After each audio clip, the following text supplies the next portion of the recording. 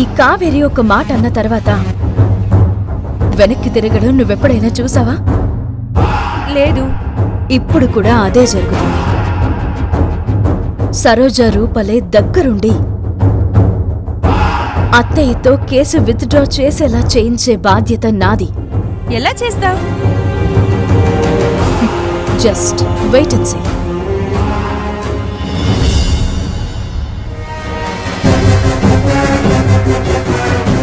అమ్మా, నా మార్గాలు నాకున్నాయి.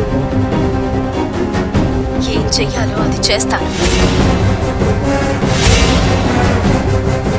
సరోజ రూపలే దగ్గరుండి అత్తయ్యతో కేసు విత్డ్రా చేసేలా చేయించే బాధ్యత నాది. అమ్మా, ఆ కావేరి చాలా కాన్ఫిడెంట్గా ఉంది.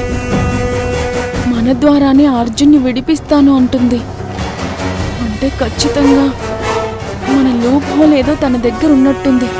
దాన్ని ఉపయోగించి మనిద్దరిని బ్లాక్మెయిల్ చేయబోతుందా? రూపా, నువ్వు టెన్షన్ పడకు.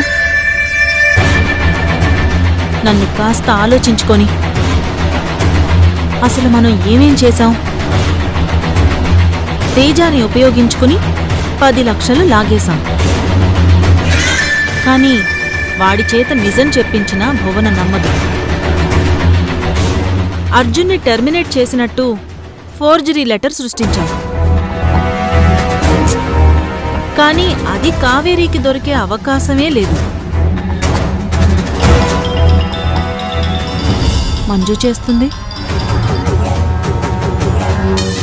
చెప్పు మంజు. సరోజ గారు, మీకు విషయం చెప్పడం మర్చిపోయాను. కావేరి ఒక గుడి పూజారితో మాట్లాడింది. గుడి పూజారితోనా? ఏం మాట్లాడింది? మీ అమ్మాయి గుళ్ళో దొంగతనం చేసిన రోజు మిగిలిన కెమెరాలన్నీ పనిచేయడం లేదంట గాని ఒక సీసీ కెమెరా మాత్రం పనిచేసిందంట.